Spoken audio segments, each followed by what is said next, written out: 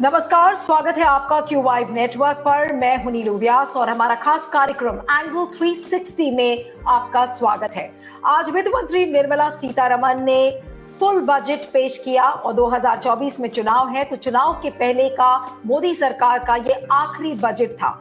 उसमें कुछ बड़ी हाइलाइट्स है, कुछ 7 प्रायोरिटीज की सरकार ने बात किया है, जिसमें कि उन प्रायोरिटीज में जो मुख्य जो फोकस रहा है सरकार का वो इंक्लूसिव डेवलपमेंट पर रहा है, infrastructure and investment, unleashing the potential, youth power, green growth and financial sector. ये जो प्रायोरिटी एरियाज है इनके बेसिस पर बहुत सारे अनाउंसमेंट्स हैं और मार्केट सेंटिमेंट पॉजिटिव दिख रहा है और कुछ जो मिडिल क्लास और सैलरीड क्लास के लिए टैक्स रिबेट्स हैं और जो इनकम टैक्स की जो एग्जेम्पशन जो लिमिट है वो 5 लाख से बढ़ाकर उसको 7 लाख कर दिया गया है। इसके अलावा जो रेलवे का एलोकेशन है वो काफी ज्यादा है और इंडस्ट्रीज के लिए इंसेंटिव्स हैं, स्टार्टअप्स के लिए इंसेंटिव्स हैं। लेकिन इंडस्ट्री इस पूरे चुनाव को कैसे देखती है, इस समय हमारे साथ 2 वरिष्ठ मेहमान जुड़े हुए हैं और फिर इस बजट को पॉलिटिकली भी हम एनालाइज करेंगे। हमारे साथ कुछ एक्सपर्ट जुड़े हुए हैं जो इस समय और कुछ और लोग जुड़ेंगे, उनसे आपका मैं परिचय करवाती हूँ। हमारे साथ सपना कपूर है जो कि सीईओ है मोजो बायोफ्यूल्स की। सपना, thank you so much for joining. और हमारे साथ केसी सती है जो कि एक बिजनेसमैन है, he deals with fund raising, merger, equity. I welcome both of you on the programme.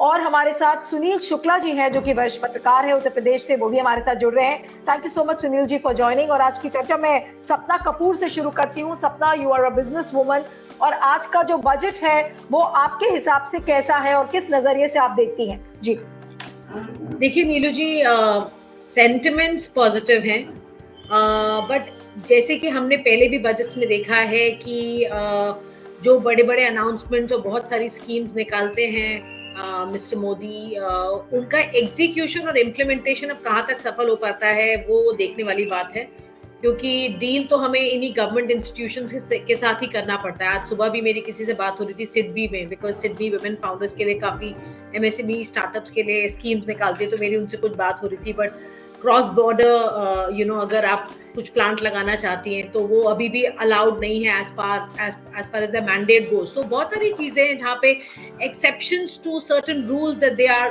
or the mandates that they've been provided by the government are very difficult to deal with.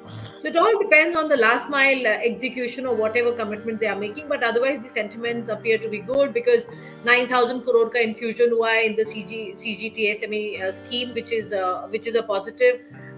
But then 2070 में जो net zero carbon emissions जिस field में हम लोग भी हैं, net zero carbon emissions का जो बहुत बड़ा lofty mission है हमारे कंट्री का, उससे रिलेटेड काफी स्कीम्स तो अनाउंस हुई है, बट उसमें हम कितना सीमलेसली एग्जीक्यूट कर पाते हैं और वहां तक अपने देश को ले जाते हैं, ये देखने की बात है।